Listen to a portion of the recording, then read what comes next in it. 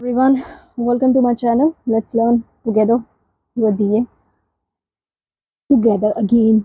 It's let's learn with DA. Okay, let's learn with DA. और मैंने last time start किया था chapter number 1 of class 12th solid state. तो इतनी दिन से मैंने लाया नहीं क्योंकि बीच में मैंने 10th की वीडियोस डाल दी थी साइंस की। मेरे बच्चे बोल रहे थे कि साइंस की वीडियोस डाल दो, तो मैंने साइंस की 3 वीडियोस डाल दी थी। किसकी? 10th क्लास की। तो अभी क्योंकि मेरे पास 10th की बुक नहीं है, तो मैंने अभी सोचा कि 12th की फिर से मैं वीडियो डाल देती हूँ, क्योंकि अभी तक मेरे को इतने सब्सक्राइबर है नहीं है, साफ सी बात है। तो जो मुझे मांग करे, अगर कोई मुझे सामने से बोलता है कि मुझे ये वाली क्लास चाहिए है, राइट, जैसे मुझे अगर कोई कमेंट वगैरह आता है, मुझे मैसेजेस आते हैं कि मुझे ये वाली क्लास चाहिए, हमें ये वाली क्लास चाहिए, मैम ये वाली क्लास ला के दो, तो इंसान खुश होके डाल भी देता है। तो अभी फ़िलहाल के लिए तो मैं 12th क्लास की वीडियोज़ और 11th क्लास की वीडियोज़ अपनी ही मर्ज़ी से केमिस्ट्री की अपलोड कर रही हूँ। तो अगर कोई देख रहा है और आपकी कोई मांग है तो प्लीज़ लिख देना उस पर। तो फ़िलहाल के लिए आज मैं हमारी केमिस्ट्री का जो 12th क्लास की केमिस्ट्री उसका फर्स्ट चैप्टर सॉलिड स्टेट का क्या करा रही हूँ, टॉपिक करवा रही हूँ calculation of spaces occupied. Calculation of spaces occupied, that is packing efficiency और पैकिंग फ्रैक्शन। ठीक है, उससे पहले वाले टॉपिक्स हम लोगों ने कर लिए हैं, वो प्रीवियस वीडियोस में है, तो आप देख सकते हो। उसके ऊपर मैंने प्रॉपर थंबनेल वगैरह लगा के रखे हुए हैं, तो दिख रहा है कौन सा चैप्टर किसका है, और साथ में डिस्क्रिप्शन वगैरह ऐड करके रखी है। ठीक है, सो स्टार्ट करते हैं फिर। सो ये मैंने प्रीवियस पढ़ा दिया हुआ है, ये सब टॉपिक्स मैंने पढ़ा दिए हुए हैं, तो you can watch the previous lectures videos, you can watch that. Okay, तो ये सब मैंने calculation of number of particles ये भी मैंने करा दिया है, calculation of number of particles भी मैंने करा दिया हुआ है। तो आज हम लोग पढ़ रहे हैं calculation, what, calculation of spaces. Species नहीं होता, स्पेसेस है। ठीक है, स्पेसेस, SPACES, स्पेसेस। ठीक है, कैलकुलेशन ऑफ स्पेसेस ऑक्युपाइड। ठीक है, दैट इज पैकिंग एफिशिएंसी और पैकिंग फ्रैक्शन। ठीक है, पैकिंग एफिशिएंसी और पैकिंग फ्रैक्शन की क्या होती है कैलकुलेशन, किसकी? स्पेस, जगह। देखो ना, ये एलिमेंट्स हैं, ये जॉइंट है और इसके ऊपर एक और एलिमेंट की लेयर है, तो ये स्पेस है। ये जो स्पेस है, कौन सी वाली? ये वाली स्पेस। ये जो स्पेस है, इसका भी तो कुछ करना है ना? तो ये पैकिंग एफिशिएंसी है। हम लोगों ने देखनी है कितनी स्पेस ऑक्युपाई की है, ठीक है ना, कितनी स्पेस ऑक्युपाई हुई है एलिमेंट्स के बीच में और कितनी खाली है, उसके बारे में भी उसको काउंट करने के लिए हम लोग ये वाला मेथड, ये कैलकुलेशन मेथड यूज करते हैं। क्लियर हो गया? हुआ क्लियर ना? तो अभी हम लोगों के पास क्या है, एफिशिएंसी क्या है, ये कोई बड़ा कर लो, ताकि एफिशिएंसी, और ये क्या है, कैलकुलेशन ऑफ। सो भाई, the percentage of total percentage, हम लोग ये क्या है, ये जो कैलकुलेशन ऑफ क्या है, स्पेसेस ऑक्युपाइड, दैट इज को हम लोग शॉर्ट में भी लिखते हैं ना, दैट इज पैकिंग एफिशिएंसी और पैकिंग फ्रिक्शन क्या है, the percentage of total surface space, जो परसेंटेज होती है of the total space filled in a particle. ठीक है, जो कि इसके बीच में, जैसे कि अभी ये बॉक्सेस बने हुए हैं, जैसे ये ना, ये क्यूबिक लैटिस है ना, क्यूबिक लैटिस है, तो ये दोनों, ये सब ज्वाइंट है, लेकिन फिर भी ये वाली जगह खाली है ना, ये वाली, ये जगह खाली है, ये जगह खाली है, ऊपर वाली जगह खाली है कि नहीं? तो the percentage of the total space, ये जो एटम्स है हमारी, कितनी स्पेस ऑक्युपाई की है, ठीक है, filled by the particles is called packing efficiency. Particle ने कितनी स्पेस ऑक्युपाई की है ऐसे बॉक्स बनाने की, ऐसे स्पेस लैटिस बनाने के चक्कर में, उसको बोला जाता है, क्या बोला जाता है, पैकिंग एफिशिएंसी। ठीक है, क्या बोला जाता है, पैकिंग एफिशिएंसी। सेकंड, मेरी डिलीवरी आ गई थी, सो चलो छोड़ो। सो क्या पढ़ रहे थे हम लोग? हम लोगों ने पढ़ा था कैलकुलेशन ऑफ पैकिंग एफिशिएंसी की बात कर रहे थे हम लोग। ठीक है, कैलकुलेशन ऑफ स्पेसेस, ये जो पार्टिकल्स होते हैं, ये हमारे एलिमेंट्स होते हैं। ठीक है, इसकी पैकिंग एफिशिएंसी के बारे में हम लोग पढ़ रहे थे। ठीक है, क्या हूँ मैं, तो आप जैसे कि देख रहे हो, अच्छा आगे क्या है, एंड द फ्रिक्शन और the friction of the total space, या और जो फ्रिक्शन होती है टोटल स्पेस की पैकिंग में, जो पैकिंग हुई है और उसमें कितनी स्पेस उसने ऑक्युपाई की है, दैट इज कॉल्ड क्या, पैकिंग फ्रिक्शन बोला जाता है। ठीक है, पैकिंग एफिशिएंसी और पैकिंग फ्रिक्शन एक ही बात है, ठीक है, दोनों का मतलब एक ही है, पैकिंग एफिशिएंसी और पैकिंग फ्रिक्शन का मतलब दोनों का ही सेम ही है। ठीक है, तो वही हम लोग पढ़ रहे हैं। चलो फिर स्टार्ट करते हैं। फर्स्ट तो ये हमारे पास 3 टाइप के चल रहे हैं। पहला तो सिंपल क्यूबिक, हम लोगों ने पीछे पढ़ा ना, टाइप ऑफ सेल्स पढ़ा था ना, type of cubic lattice. Lattices के बारे में हम लोगों ने सारा पढ़ लिया हुआ है, पीछे वाली वीडियोस, प्रीवियस वीडियोस देख लें। ओके, साथ में प्रीवियस वीडियोस को क्या करना आपने देखना है। तो क्या कर फर्स्ट टाइप है आपकी simple cube. Simple cubic unit cells में क्या होता है, सिंपल क्यूब होता है ना, 4 जो होते हैं अटैच होते हैं और 4 नीचे हो गए, तो एक तरह से एक स्क्वायर बन जाता है, ऊपर भी एक स्क्वायर बन जाता है, मतलब एक क्यूबॉइड सा बन जाता है कि नहीं। सो एक क्यूब सा बन जाता है, डार्क कलर ले लूँ, एक क्यूब सा बन जाता है ना, यहाँ पे बना हुआ है। और इसके कॉर्नर्स पे क्या होते हैं, एलिमेंट्स होते हैं, है ना, आटम्स जिसको बोल सकते हैं, आटम्स होते हैं। ठीक है, एलिमेंट के आटम्स होते हैं, तो तब जाके एक क्या बनता है, हमारे पास एक एलिमेंट या कंपाउंड आ जाता है। तो यहाँ पे ये है सिंपल यूनिट क्यूबिक सेल। क्या है ये, सिंपल यूनिट क्यूबिक सेल है। और ये लेटेस्ट पॉइंट है, ये है मतलब ये तो हमारी ना ज्योमेट्रिकल हम लोग शेप जो बनाते हैं ये वो आ गई, और ये रियल प्रैक्टिकल जो इमेज है ये वो आ गई।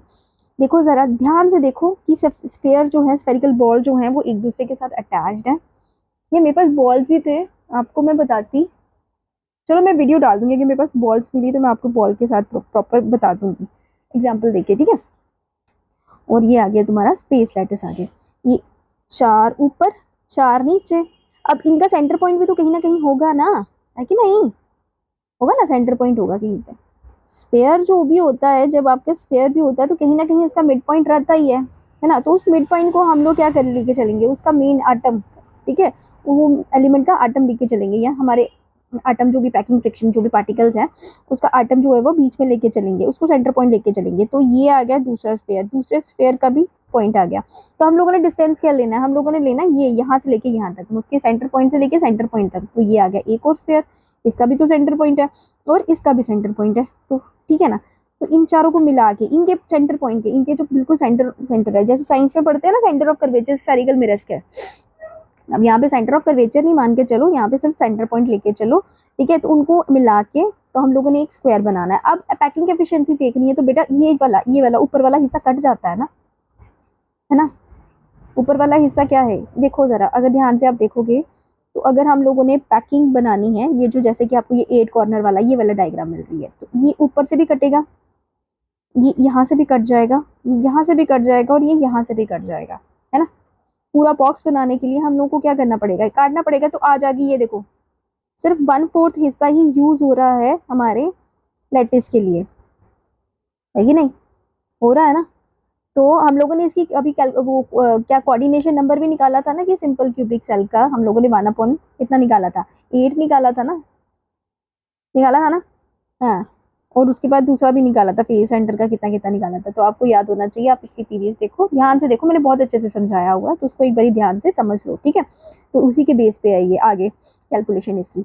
तो क्या हुआ, साफ कर रही हूँ इसको। तो ये बॉक्स बना, अगर हम लोगों ने जैसे ऊपर का भी काट दिया, नीचे का भी काट दिया, साइड का भी काट दिया, ठीक है, चारों साइड का मतलब 6 की 6 साइड्स का हम लोगों ने एक्स्ट्रा जो पोर्शन है, ये जो है, ये जो गोल गोल दिख रहा है ना, इसका एक्स्ट्रा पोर्शन हम लोगों ने क्या किया, काट दिया, और बस इतना इतना स्क्वायर रखा, तो हमारे पास ये बनता है, ये बचता है। जैसे कि फ्रंट साइड पे भी आपको सिर्फ कितने दिख रहे हैं, है ना, 1/4 भी नहीं, 1/4 दिख रहा है ना। तो इसको अगर हम लोग टोटल काउंट करेंगे तो कितनी परसेंटेज में इसमें पैकिंग हुई है, और बीच में से स्पेस भी खाली है कि नहीं। तो पूरी की पूरी स्पेस थोड़ी ना कवर की है, स्पेस तो कवर कर ली, लेकिन बीच में से चीजें भी तो खाली है ना। बीच में कुछ भी मैटर आ सकता है, एयर आ सकती है, ये लिक्विड भी आ सकता है, कुछ भी आ सकता है ना। सॉलिड होता है ना पूरी तरह से मैच होता है, या जैसे मेटल होता है, मेटल पूरी तरह से पैक्ड होता है, उसके बीच में स्पेसेस नहीं होते। लेकिन जैसे लकड़ी हो गई, या फिर कोई और हो गया, कोल हो गया, इस तरह के सॉलिड्स में स्पेसेस रहती हैं, पोर्स रहते हैं कि नहीं। क्रिस्टल्स में पोर्स रहते हैं, ठीक है, क्रिस्टल्स की बात कर रहे हैं, तो उसमें पोर्स रहते हैं। तो फिलहाल के लिए आगे आगे चलो, इसकी कैलकुलेशन कैसे करेंगे, डायग्राम मैंने आपको बता दी अच्छे से। जरा आप कैलकुलेशन का पार्ट कर लेते हैं, कैलकुलेशन क्या कहती है इसकी। तो कैलकुलेशन मैं यहीं पे कर दूँ, यहीं पे करने की कोशिश करती हूँ। तो इन simple cubic cell, first part यही कर रहे हैं हम लोग, ठीक है। इससे सिंपल क्यूबिक सेल, सपोज करो कि एज क्या है, कितना है, ए है, एज क्या है, ए सेंटीमीटर, ए सेंटीमीटर नहीं, ए लेके चलो, नो सेंटीमीटर्स, ए लेके चलो। क्या सेल सेंटीमीटर्स में थोड़ी ना नापेंगे हम लोग। तो क्या हुआ, इसको ए लेके चलो और रेडियस ऑफ द स्फीयर, मतलब ये जो है ना स्फीयर, ये जो है ना इसका रेडियस कितना लेके चलो, आर लेके चलो। ठीक है, रेडियस कितना लेके चलो, radius r, r a d i u s, radius कितना लेके चलो, आर लेके चलो। ठीक है, रेडियस लेके चलो आप आर, आर लेके चलो। तो ए आ गया आपका एज, ध्यान से समझना, ए आ गया आपका एज और आर आ गया आपका रेडियस। ठीक है ना, एज और रेडियस। लेकिन अगर हम लोग ये जो है पैकिंग फ्रिक्शन में, जब हम लोग दो, ये आ गया और ये आ गया, ये इकट्ठा है और इसका रेडियस हम लोगों ने लेके के आर, है ना, तो इसका भी रेडियस आर है, तो हमारे पास 2r आ गए ना। देखो, अगर इन दोनों को ज्वाइन करें तो ये 2r आ गए। तो एज क्या बना, स्क्वायर का एज क्या बना, ध्यान से देखो, ये जो एज है ये क्या बना, ए ही बना ना, मतलब ए इज इक्वल टू 2r हो गया। हुआ कि नहीं, हुआ ना, हुआ ना। तो लिखते जाओ, लिखते जाओ इसको, अपने पास नोट्स भी लिखते जाओ, डायग्राम भी बना लेना साथ में कि ए इज इक्वल टू कितना हो जाएगा, 2r, कितना हो गया 2r। ठीक है, ए इज इक्वल टू हो गया 2r, मैंने बता दिया आपको, क्लियर हो गया। तो ए जो है, ये जो डिस्टेंस है ये वाला, ये आ गया ए, एंड ए किसके बराबर है, दो रेडियसेस के बराबर है ना, दो रेडियसेस के बराबर है, तो ये कितना आ जाएगा 2r आ जाएगा, है कि नहीं। ठीक है, ये आ गया edge is equal to a and radius is equal to r and a is equal to 2r। Simple, इनका एक्सप्रेशन आ गया। चलो आगे निकालते हैं, हम लोगों ने पैकिंग एफिशिएंसी निकालनी है ना, परसेंटेज निकालनी है, तो फिर चलो निकालते हैं।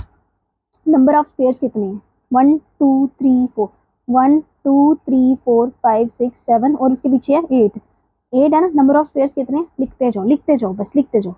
नंबर ऑफ स्पेयर मैं बोर्ड पे भी करा सकती थी इसको, लेकिन यहाँ पे डायग्राम के साथ आपको ज्यादा समझ आ जाएगी इसलिए।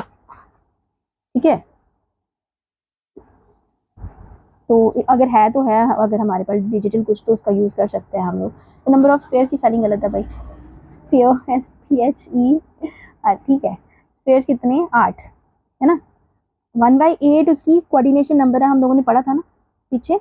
कोऑर्डिनेशन नंबर ऑफ स्फीयर कितना है, सिंपल पैकिंग, सिंपल वाला, सिंपल क्यूबिक सेट का था 1/8, तो नंबर ऑफ स्फीयर थे हमारे पास 8। ठीक है, तो कितनी आ गई इसकी नंबर ऑफ स्फीयर, कितने आ गए, फिलहाल के लिए एक ही है, क्योंकि देखो सारा तो सारा कट कट गया, यहाँ पे भी कट गया, यहाँ पे भी कट गया, यहाँ पे भी कट गया, यहाँ पे भी है, तो 1/8 इतना सा पोर्शन रहा था। 1/8 मल्टीप्लाई 8 कितना हो जाएगा, 8 स्फीयर है, और एक स्फीयर का 1/8 पार्ट जो है वो एक कॉर्नर पे यूज हो रहा है। तो 8 स्फीयर है, तो 8 मल्टीप्लाई 8 कितना हो गया, इसका एलसीएम तो 1 ही रहेगा, है ना। टोटल 8 ही हो गया, 1 हो गया, है ना। फ्रिक्शन का टोटल कितना होता है, हमेशा 1 ही रहता है। तो ये हो गया नंबर ऑफ स्फीयर। इसके लिखते जाओ, लिखते जाओ इसको, ये पूरा क्वेश्चन आएगा अभी। ठीक है, अब हमें पता है वॉल्यूम ऑफ द स्फीयर कितना होता है, वॉल्यूम ऑफ स्फीयर कितना होता है, कितना होता है वो तो बोलो, बोलो लो, कितना होता है, शाबाश लिखो, 4/3 pi are cube. Volume of the sphere कितना होता है, 4/3 पाई आर क्यूब, कितना होता है, 4/3 पाई आर क्यूब होता है। एक बार चेक कर लो, हाँ ठीक है, तो 4/3 पाई आर क्यूब होता है इसका क्या फॉर्मूला, इसका वॉल्यूम ऑफ द स्फीयर का। अभी वॉल्यूम ऑफ द स्फीयर हमारे पास आ गया 4/3 पाई आर क्यूब, क्योंकि 8 स्फीयर थे हमारे पास, और 8 स्फीयर का भी 1/8 यूज हो रहा था, है कि नहीं। तो अभी स्क्वायर भी तो है हमारे पास, तो वॉल्यूम ऑफ द स्क्वायर कितना है, cube, volume of the cube, cube cube कितना रहेगा, कितना रहेगा, बोलो बोलो बोलो, शाबाश, कितना रहेगा, आर क्यूब, आर या जो भी एज लिया ना, एज ए क्यूब लेंगे हम लोग, ए का होल क्यूब। ठीक है, ए का होल क्यूब क्या हो गया हमारे पास, वॉल्यूम ऑफ द स्फीयर हो गया, कितना हो गया, वॉल्यूम ऑफ द स्फीयर कितना हो गया, ए क्यूब आ गया, कितना आया, ए क्यूब, क्लियर हो गया, शाबाश, वेरी गुड। तो ए क्यूब कितना है, ए की वैल्यू कितनी थी, 2r, ए की वैल्यू कितनी थी, 2r थी ना, थी ना। खाली स्पेस पे करूँ ये सब, चलो मैं खाली स्पेस पे करती हूँ ये वाली। तो फिर से लिखेंगे, वॉल्यूम ऑफ स्फीयर कितना, 4/3 pi are cube, volume of cube is equal to A cube, is equal to कितना है, ए इज इक्वल टू 2r था, तो 2r का होल क्यूब आ गया, है कि नहीं। 2r, 2 का होल क्यूब कितना होता है, 8 होता है ना, शाबाश, वेरी गुड, आता है ना। तो ए क्यूब आ गया इसका, है ना, 8r क्यूब आ गया इसका। अभी क्या करेंगे, फ्रैक्शन फ्रैक्शन निकालनी है ना, तो फ्रैक्शन ऑक्यूपाइड, फ्रैक्शन ऑक्यूपाइड कितनी हो जाएगी, इसी को ही पैकिंग एफिशिएंसी बोलते हैं। ठीक है, मैं सारा लिखूंगी, मेरे पास जगह नहीं बचेगी। पैकिंग एफिशिएंसी, पैकिंग फ्रिक्शन कितनी हो जाएगी हमारे पास, मैं जगह नहीं ऑक्यूपाई करने वाली। ये लिख लिया, मैं साफ कर दूं, कर दूं ना, शाबाश, मेरे को बोलो साफ कर दूं, कर दिया मैंने। तो पैकिंग फ्रैक्शन, देयरफॉर भी लिख दो इसके साथ, देन पैकिंग फ्रैक्शन ऑक्यूपाइड, इसी को ही हम लोग पैकिंग एफिशिएंसी, पैकिंग फ्रैक्शन बोलेंगे। फ्रैक्शन कितनी आ जाएगी हमारे पास, कितनी आ जाएगी, ये आ गया स्फीयर का volume, volume of the sphere upon volume of the cube, volume of the sphere 4/3 pi are cube upon volume of the क्या क्यूब, कितना आया 8r क्यूब आ गया, 8r क्यूब आ गया। ठीक है ना, r क्यूब को काट लो, और 8 कहाँ जाएगा, 3 के पास जाएगा ना, 8 के नीचे 1 लगा देंगे तो कहाँ जाएगा, ये 3 के पास चला जाएगा, है ना, 1/8 आ जाएगा, है कि नहीं, 1/8 आ जाएगा। तो 1/8 आ जाएगा तो कहीं ना कहीं 4 इसके साथ 8 के साथ कट भी जाएगा, है ना, 4 8 के साथ कट भी जाएगा, 2 बचेगा। तो हमारे पास कितनी रही, हमारे पास सिर्फ पाई बचा और 2 बचा, है ना, हमारे पास क्या क्या बचा, एक पाई बचा और एक कितना बचा था, 2 × 3 कितना 6 हो गया ना, हमारे पास पाई अपॉन 6 बचा। ठीक है, पाई की वैल्यू आपको पता है कितनी होती है, 3.14, है ना, y इज इक्वल टू कितना होता है 3.14 अपॉन 6। तो इसको जरा डिवाइड कर लो, तो हमारे पास आंसर कितना आएगा, हमारे पास ऑलमोस्ट आंसर आएगा 0.524, कितना आएगा 0.5524। ठीक है, तो इसकी परसेंटेज अगर निकालेंगे, डिवाइड बाय 100 करेंगे, तो हमारे पास ऑलमोस्ट आंसर आ जाएगा 52.4%, 52.4% आंसर आ जाएगा। ठीक है जी, ये नीचे नीचे लिखो, नीचे नीचे लिखते जाओ, अब अपने नोट्स बनाओ तो उसमें पता चल जाएगा। पैकिंग फ्रैक्शन, ठीक है, क्लियर हुआ ना, क्लियर, सिंपल क्यूब वाला हो गया ना। अगर नहीं हुआ है तो मुझे बता दो, मैं एक बारी बोर्ड पे भी समझा दूंगी। फिलहाल के लिए मुझे लगता है यहाँ पे समझ आ गई होगी, है ना। तो फिर अगले टॉपिक पे चलते हैं, चलो अगले टॉपिक पे चलते हैं। नया वाला टॉपिक है, नया वाला नहीं मतलब सेकंड पार्ट है हमारा, फेस सेंटर्ड क्यूबिक स्ट्रक्चर। क्या है, फेस सेंटर्ड क्यूबिक स्ट्रक्चर। ठीक है, क्या है, फेस सेंटर। अब फेस सेंटर में क्या हुआ, फेस के ऊपर आया ना क्यूबिक स्ट्रक्चर, शक्ल के ऊपर आ रहा है, फेस के ऊपर कितनी साइडें हैं, 6 साइड्स हैं, 6 साइड है ना, 6 साइड्स हैं, और 6 के 6 फेस है, फेस के ऊपर 6 फेस, 6 साइड है और 6 फेसेस है। 6 फेसेस के साथ जैसे कि ये स्क्वायर, ये स्क्वायर, ठीक है, तो उसका फेस यहाँ पे तो 6 साइड है, तो इसी तरह से सर्कल यहाँ पे बने हैं। यहाँ पे देखो मैंने डायग्राम बना के डाल के रखी है इसमें पहले से ही। देखो ये डॉट वाले जो है ना, ये फेस सेंटर है, येलो वाले जो है ना आइटम्स आपको दिख रहे हैं, ये फेस सेंटर है। 1 2 3 4 5 6 है ना, दिख गए, एक ऊपर एक नीचे, एक ऊपर एक नीचे, ठीक है, एक सामने एक बैक और एक लेफ्ट एक राइट, 6 हो गए पूरे, फेस सेंटर्ड है। ठीक है, तो फिर करो, स्टार्ट करो। तो हमें पता है, इसकी डायग्राम भी देख लो, ये देखो, और कहीं ना कहीं यहाँ पे एक ट्रायंगल बन रहा है ना, यहाँ पे ट्रायंगल, ये एक क्यूबिक लेटस, एक दूसरा, एक मिडल में और एक साइड पे। तो सबका रेडियस कितना है, आर है, एच कितना होता है, ए होता है। तो यहाँ से ध्यान से देखो, अगर यहाँ पे भी देखूँ तो यहाँ पे भी 2 आर आ रहा है, ये जो इसका डायगोनल है मतलब हाइपोटेन्यूज, एक 90 डिग्री का एंगल आ रहा है, जो कि हमारी पाइथागोरस थ्योरम हम यूज कर सकते हैं, यहाँ पे कर सकते हैं ना, पाइथागोरस थ्योरम यूज कर सकते हैं, है ना। इसके बीच में अगर मैं एक गोला और डाल दूँ, कौन से कलर का डालूँ, इसके बीच में अगर एक गोला मैं और डाल दूँ तो इस हिसाब से यहाँ पे एक ट्रायंगल बन जाएगा, ठीक है ना। तो ये 90 डिग्री का ही बनेगा, क्योंकि स्क्वायर के एजेस 90 डिग्री ही रहते हैं, है कि नहीं, 90 डिग्री रहते हैं। सो दैट्स वाई यहाँ पे ये भी आर और ये भी आर हो जाएगा, इसका जो हाइपोटेन्यूज है 2r हो जाएगा। और देखा जाए, नहीं 2r नहीं होएगा, 2r नहीं होगा, 2r नहीं होगा, कितना होगा, 4r है, 4r है। ध्यान से देखो, एक पूरा 2r तो यहाँ पे आ गए, एक आधा आर, एक आर यहाँ आया, एक आर यहाँ पे, लेकिन यहाँ पे इसके परपेंडिकुलर और बेस जो है वो 2r के बराबर आ रहा है ना, है कि नहीं, 2r के बराबर आ रहा है। तो चलो फिर टॉप व्यू ऑफ द चलो इसको सॉल्व करें सॉल्व।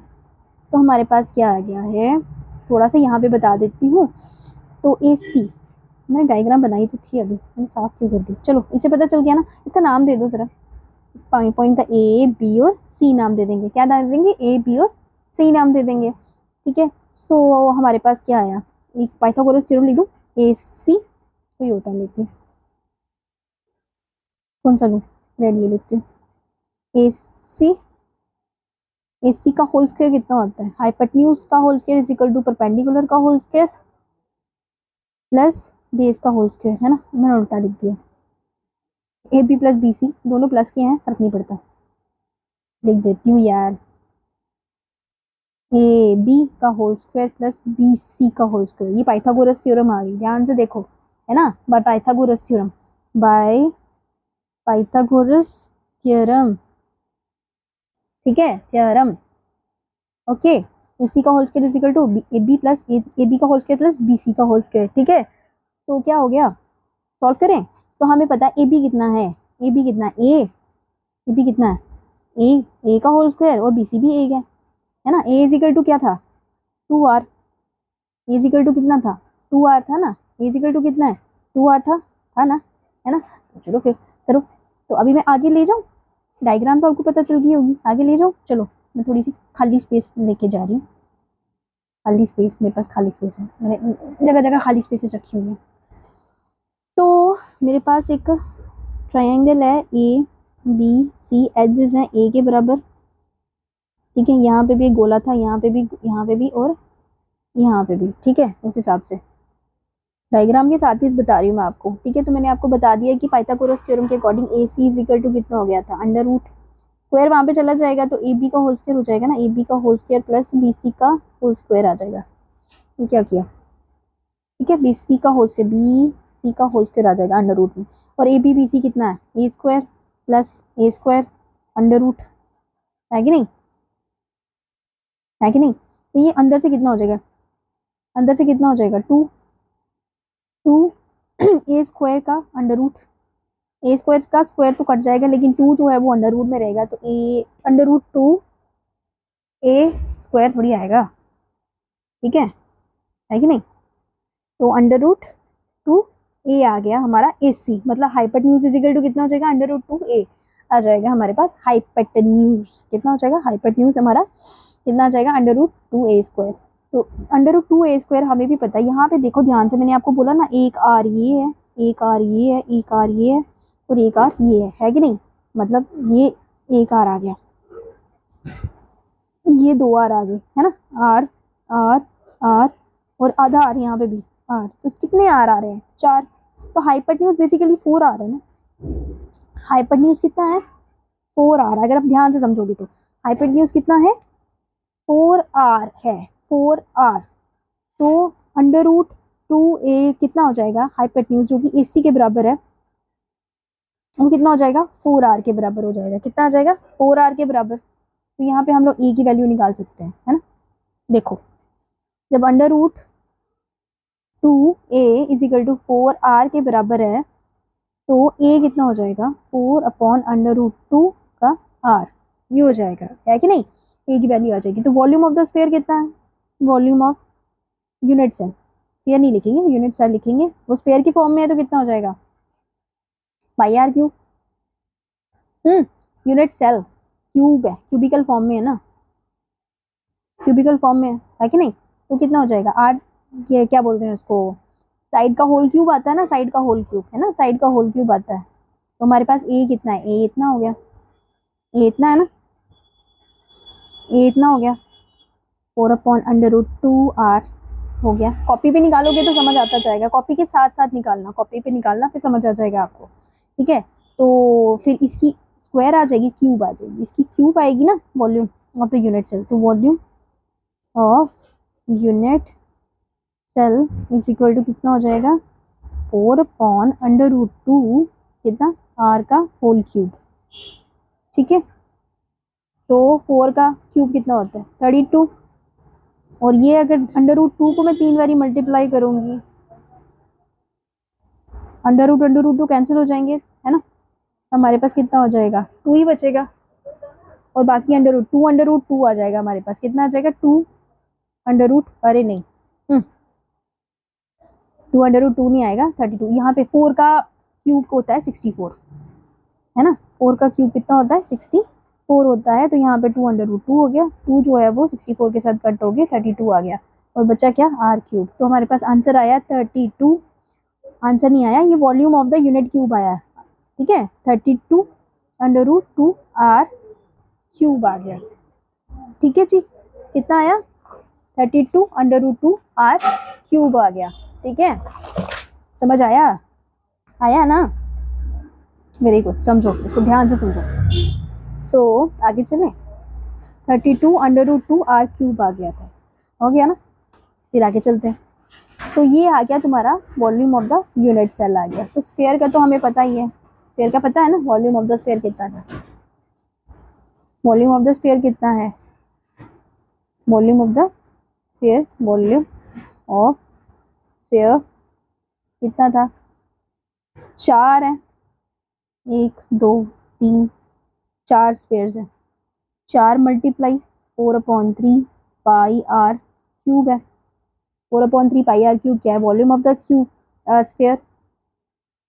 क्लियर है, चलो फिर तो क्या करेंगे, इसको सॉल्व करो। 4 इंटू 4 16/3 पाई आर क्यूब आ गया।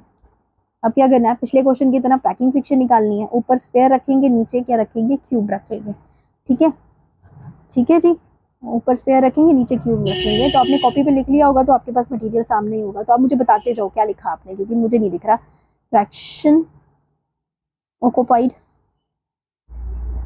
कितनी हो जाएगी, volume of the sphere, volume of sphere upon volume of unit cell, ठीक है। कितना कितना है उसका, है 16 pi are cube upon under root two, नहीं अंडर रूट टू है, 3/3।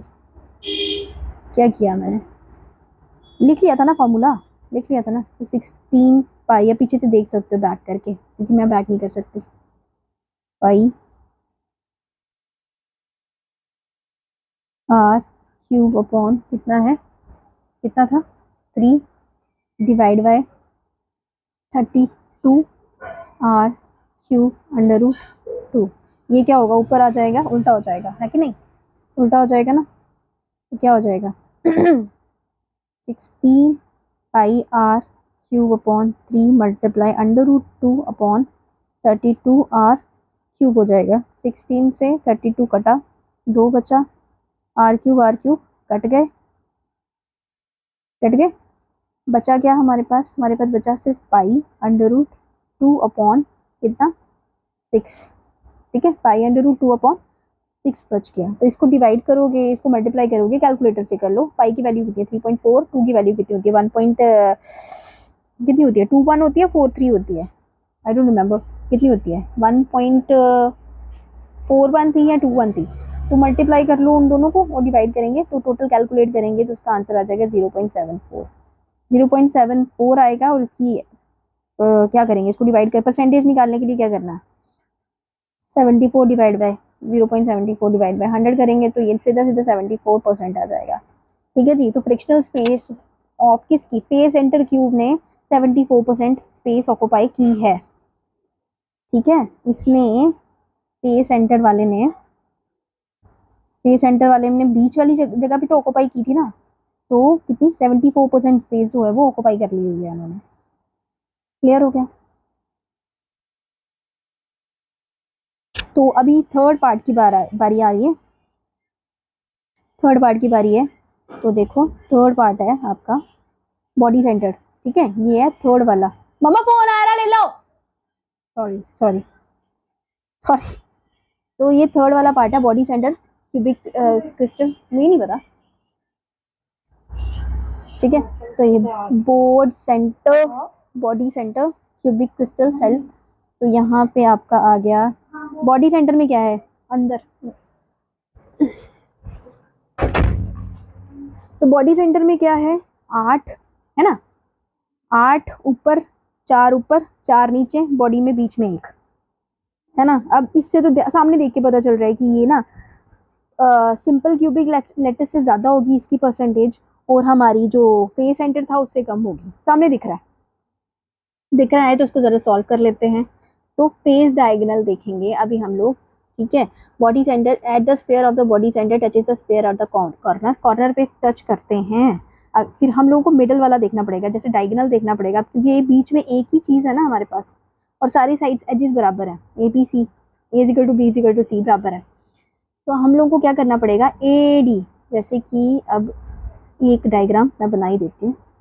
इसके बीच में बॉडी है ना, इसके बीच में बॉडी सेंटर है। तो बनाऊं मम्मी मैं,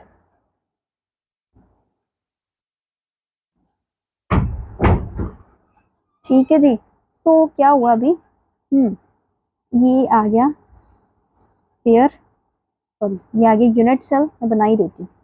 ये आपको आ गया यूनिट सेल, बना लो अपनी नोटबुक पे, ठीक है। ये आ गया आपका यूनिट सेल आ गया। बॉडी सेंटर में क्या हुआ, बीच में आएगा, ठीक है। बॉडी सेंटर में कहाँ आया, बीच में आया,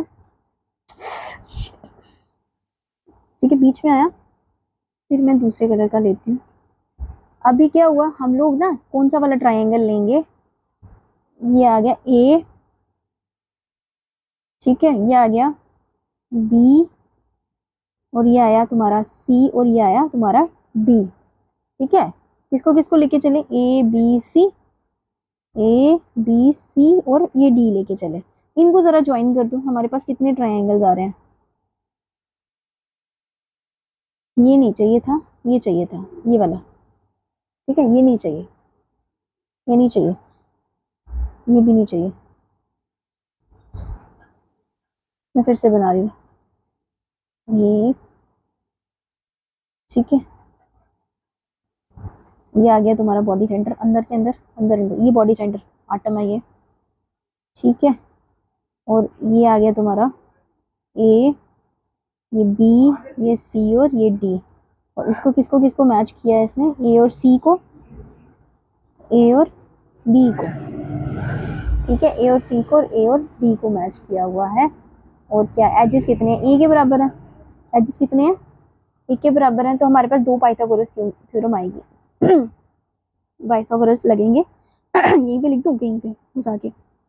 एक आएगा तुम्हारा फेस डायगोनल, फेस डायगोनल, ठीक है। फेस मतलब ऊपर वाला, ए सी, ठीक है, ये वाला फेस डायग्राम साफ जगह पे करते हैं। एक आएगा आपका फेस, फेस डायगोनल,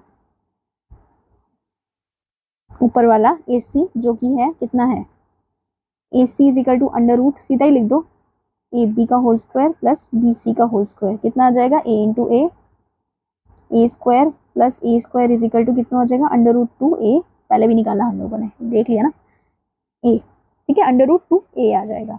और दूसरा वाला कितना आ जाएगा, ये आ गया ए सी, बीच वाला निकालना है, अब ए डी निकालना है जो कि बॉडी बॉडी डायगोनल है, ठीक है। फेस डायगोनल आ गया अंडर रूट टू ए, ठीक है। अब बॉडी डायगोनल कितना आया, लिखते जाओ बस, बॉडी डायगोनल कितना आ जाएगा, A D is equal to under root A B, A C plus A D C D, body diagonal A D is equal to under root A C का whole square plus C D का whole square is equal to कितना हो जाएगा, ए सी कितना था निकाला ना अभी, under root two a square, under root cut गया है इसका, चलो लगा ही देती हूँ। ऐसे लगाएंगे तो टू का तो अंडर रूट कट जाएगा ना, तो फिर ए के साथ ही लगेगा। और सी डी कितना है, डायग्राम बनाई ना, डायग्राम बना लिया ना, तो उसको देखो एक बार, बनाऊं क्या, क्या बच्चे आप देखते ही नहीं हो, ए और डी है यहाँ पे, ये बी है और यहाँ पे ये सी है, बी सी। अब ध्यान से देखो, ए सी क्या है, ये वाला ए सी हमने अभी निकाला, under root two a square निकाला। सी डी क्या है, एच है जो कि ए के बराबर है ना, है ना, है ना, मैथ्स आती है ना, मैथ्स आती है ना, ज्योमेट्री आती है ना, ट्रिग्नोमेट्री पढ़ी ना थोड़ी बहुत, है ना। तो ये था अंडर रूट टू, ये आ गया, ध्यान से लिखते लिखते करते जाओगे तो समझ आ जाएगा। तो ये आ जाएगा आपका √2a और a आ गया। अभी क्या करना है, अभी सॉल्व करो इसको, ठीक है। √2 अंडर रूट का 2 तो कट, अंडर रूट 2 का तो 2 अंडर रूट कट गया, तो हमारे पास आया ब्रैकेट में ये आ जाएगा 2a² plus a² is equal to कितना हो जाएगा, √3 a² का स्क्वायर कट गया तो a आ जाएगा, इसका आ जाएगा a। तो body centred AD is equal to कितना हो जाएगा, √3a आ जाएगा, और फेस सेंटर कितना आया, फेस सेंटर आया था √2a आ जाएगा, ठीक है, √2a आ जाएगा। तो हमारे पास दो चीजें आ गई। अब हमें पता है अंडर रूट, ये थोड़ा कॉम्प्लिकेटेड है, ध्यान से नहीं समझोगे तो समझ नहीं आएगा। √3 आ गया, √3 क्या है हमारे पास, 4r है कि नहीं, अंदर वाला था ना 4r था, ये भी 4r था, यहाँ पे 2r है, यहाँ पे आधा r था, और यहाँ पे भी आधा r था, आधा नहीं है 1r था, तो 4r हो गया, √3 इज इक्वल टू 4r हो गया, ठीक है। √3 a is equal to 4r हो गया, ठीक है, ये आ गया, ये पूरा हो गया और ये आधा हो गया। आगे चलेंगे अब हम, तो a इज इक्वल टू कितना हो जाएगा, कितना हो जाएगा, 4r √3 हो गया, ठीक है। तो अभी फिर volume of the unit cell कितना आ जाएगा, वॉल्यूम ऑफ यूनिट सेल, बताओ बताओ, वॉल्यूम ऑफ द क्यूब कितना है, अरे साइड का होल क्यूब आ जाएगा ना, तो बार बार लिखने की जरूरत है क्या मुझे, चलिए यार लिख देती हूँ। तो ये आ जाएगा 3 का whole cube is equal to 3 कितना था, इतना ना, 4r √3 का होल स्क्वायर, तो √3 का होल स्क्वायर तो कट जाएगा, तो हमारे पास आ जाएगा कितना, आ जाएगा 4 का क्यूब कितना होता है, कितना होता है 64r³ अपॉन अंडर रूट कितना, 3 का 3, ठीक है, कितना आ जाएगा, यूनिट सेल का ही वॉल्यूम है ये, 64r³ अपॉन 3 √3। जिसको नहीं समझ आया वो बैक साइड पे जाओ और फिर से एक बार सुन लो, ठीक है, और लिख लो, अपने नोट्स पूरे करो। ये आ गया आपका वॉल्यूम ऑफ द, क्या आया, वॉल्यूम ऑफ यूनिट सेल, ठीक है। अच्छा जी, अभी नंबर ऑफ स्फीयर कितने हैं हमारे पास, number of sphere per unit cell कितना है, number of sphere per unit cell कितने थे, number of sphere, coordination number निकाला था ना बॉडी सेंटर का, निकाला था ना, कितना निकला था, पहले निकाला था, पहले प्रीवियस लेक्चर में निकाला हुआ है, तो ये 2 होता है। नंबर ऑफ स्फीयर कितने हैं, पहले तो कॉर्नर वाले 8 अपॉन 8 है ना, 8 टोटल होते हैं, और कॉर्नर में 1/8 कोऑर्डिनेशन नंबर होता है, ये काट के 1 आता है इसका, और प्लस बीच में बॉडी सेंटर में एक पूरा का पूरा फिक्स्ड है, बॉडी सेंटर में पूरा का पूरा फिक्स्ड है कि नहीं, ये 4 हो गए,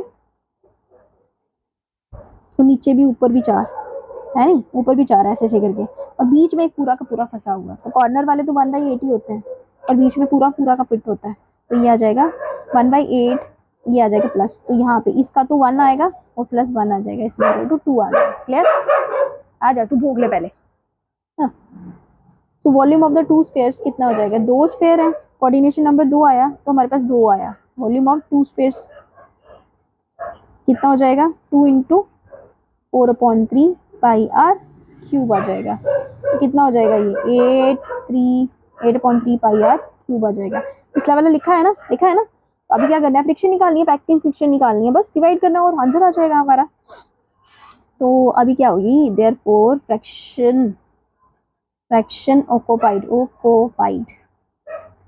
कितनी होगी, दैट इज पैकिंग फ्रैक्शन कितनी होगी, शाबाश बोलो बोलो बोलो, मैं नहीं लिखूंगी, अब आप खुद लिखो, 8/3 πr³, और हमें पता है वो दूसरा वाला उल्टा जाता है, चल यार लिख देती हूँ, 64/3 √3 r³ कट गए, ये भी कटेगा ना इसके साथ, कितना आ जाएगा, 8 के साथ आ जाता है, 3 के साथ 3 कट गया, हमारे पास आया π√3 अपॉन कितना 8, तो इसको सॉल्व करेंगे तो 0.68 आ जाएगा, और इसकी परसेंटेज आ जाएगी 68%। occupied space occupied by the body center cubic crystal is 68%।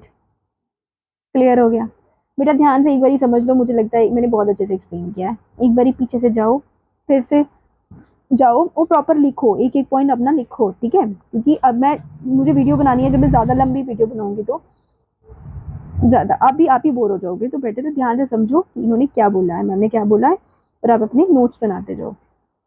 किसी और के नोट्स से बेटर होता है अपने नोट्स बनाना हमेशा। तो ये टॉपिक अभी यहीं पे ख़त्म हो जाता है। तो मैंने आपको आज पढ़ाया, क्या कराया, कैलकुलेशन। कैलकुलेशन पढ़ाई, स्पेस जो ऑक्यूपाई करती है किसके थ्रू, हमारे क्रिस्टल्स के थ्रू। पैकिंग एफिशिएंसी निकाली हम लोगों ने कि क्रिस्टल कितनी स्पेस ऑक्यूपाई करते हैं, परसेंटेज निकाली है उसकी। क्लियर, क्लियर, समझ आई, आ गई है तो क्या करना है अभी, फटाफट लाइक कर दो, है ना, लाइक करो, कमेंट करो, आप प्रॉब्लम बताओ अपनी, शेयर करो चैनल को अपने फ्रेंड्स के साथ, और सब्सक्राइब तो करना ही करना है ना। हाँ, अपनी अपना भी सुनाना पड़ता है ना, अपना दुखड़ा भी सुनाना पड़ता है। मोटिवेशन चाहिए, सब्सक्रिप्शन चाहिए, तो मुझे भी चाहिए, ठीक है ना। तो प्लीज़ करो, सब्सक्राइब करो चैनल को, और लाइक करो इस वीडियो को, और क्या करना है, कमेंट भी करना, अपनी प्रॉब्लम भी बतानी, आपको क्या चाहिए नेक्स्ट आप मुझे बता सकते हो, ठीक है। तो मैं लाऊंगी ये चैप्टर जल्दी से जल्दी ख़त्म करने की कोशिश करती हूँ। ओके, बाय, टेक केयर, मिलते हैं नेक्स्ट नेक्स्ट क्लास में। Okay, bye.